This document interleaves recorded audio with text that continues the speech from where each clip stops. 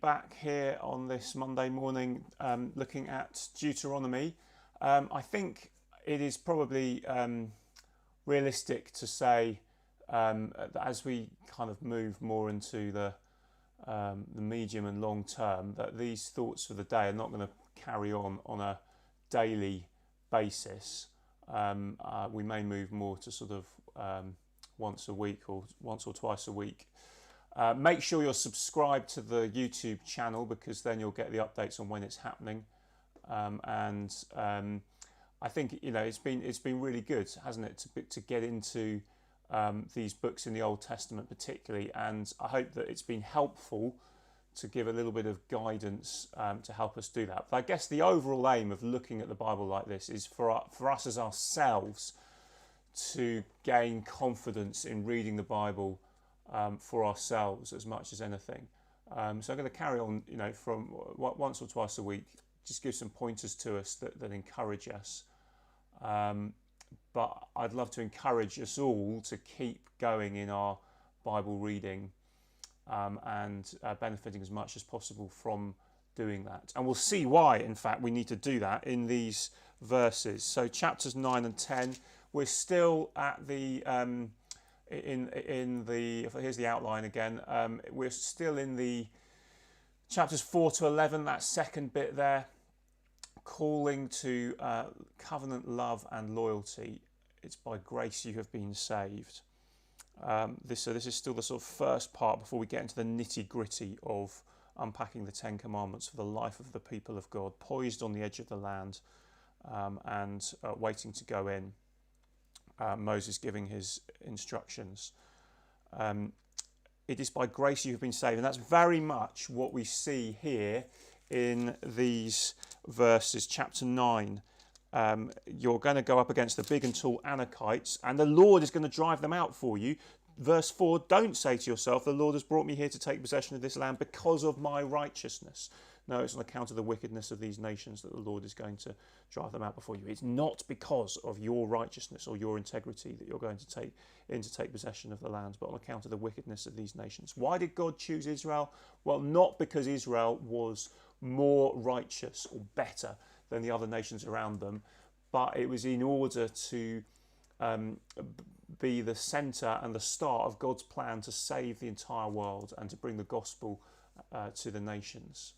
It starts here, and this is God's plan to deal with wickedness in the world. That's part of what the gospel plan is, isn't it? It's to put things right, and here there is wickedness even in the land as they go in, and God is fulfilling his plan that began right back in Genesis with the promises to Abraham to undo what had happened in the garden with the sin that started there. Here is its fruit all these years later. And God is bringing his people into the land, not because he's saying, well done, people of God, you're great, I'd like to give you a place to live, but more, this is how my plan to end wickedness is going to be fulfilled. So it's grace to his people, and that will lead to grace to the world. And then in chapter 10, we see the response to that. And I just want to spend a few moments dwelling on these verses at the end. So chapter 10, verse 12, and now, Israel, what does the Lord your God ask of you but to fear the Lord your God, to walk in obedience to him, to love him, to serve the Lord your God with all your heart and with all your soul, and to observe the Lord's commands and decrees that I'm giving you today for your good. So now that you've been saved by grace, as it were, now that you've been given this land by grace, now here's your response. Obedience. Walk closely with God. Because, verse 14, to the Lord your God belong the heavens, even the highest heavens and the earth and everything in it. Yet the Lord set his affection on your ancestors and loved them, and he chose you, their descendants, above all the nations as it is today. Circumcise your hearts, therefore, and do not be stiff-necked any longer. For the Lord your God is God of gods and Lord of lords, the great God, mighty and awesome, who shows no partiality and accepts no bribes. Just think about what this is saying. Think how suspicious we are in our world today of power. I mean, this is exactly what we've been everyone's been getting so worked up about in the news with Dominic Cummings and everything else, whether Whether we are frustrated with the way that the government have been responding to things, or whether we are frustrated with the way that the rest of the world has been responding to the government. There's hardly anything on either side to kind of hold up and say, yes, they've got that right. It just seems such a mess. And power, we're so suspicious of those who hold power. Here is one who has all power. The God of gods, the Lord of lords, the great God who is mighty and awesome. And what does he do with that power? Well, he shows no partiality. He does what is right and just and fair all the time. He accepts no bribes. He does nothing for personal gain. He doesn't twist the rules to make things better for him at the expense of others. He defends the cause of the fatherless and the widow. He uses the power for the sake of the vulnerable, in other words. He loves the foreigner residing among you. He gives them food and clothing. And so what does it mean then to respond in obedience to this God who has chosen his people in order to bless the world? You are to be like him, therefore, verse 19, to love those who are foreigners, for you yourselves were foreigners in Egypt. Never forget where you come from. Never forget how you've been saved. And therefore act in the same way to the world around you. Fear the Lord your God and serve him. Hold fast to him and take your oaths in his name. He is your praise.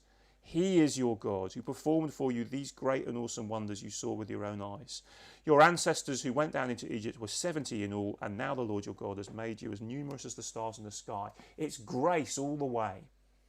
The God of grace and the God of awesome power who uses that power for the good of his people and the good of the entire world, and especially those who have the least power, the vulnerable. And so what's going to be our hope in this time of increasing chaos? And we're thinking, oh my goodness, lockdown is going to be released, but in some way, but is it going to work? And are people going to keep the rules? And we're getting really angry about people who don't seem to be doing that, and then angry with people who are getting angry. Let's keep our heads and focus on the God who is the God of gods and Lord of lords, who has all power and uses it for the best good. And let's therefore do what we always need to do, which is to fear the Lord our God, to walk in obedience to him, love him, serve him. Get on with living the Christian life, in other words. Get on with the day-to-day praying and reading the Bible and living for him, acting justly in our work and in our family life. It all just carries on. We still need to do what we need to do. Keep our heads in the chaos around us. And as we do that, pray that people will see something different in us and will ask us for the reason for the hope that we have. And then we'll be able to point them to the hope that we have in Christ, to the hope that we have in a God who exercises his power with complete justice and goodness and compassion and kindness. Let's lift our eyes to him and keep living for him this day, this week.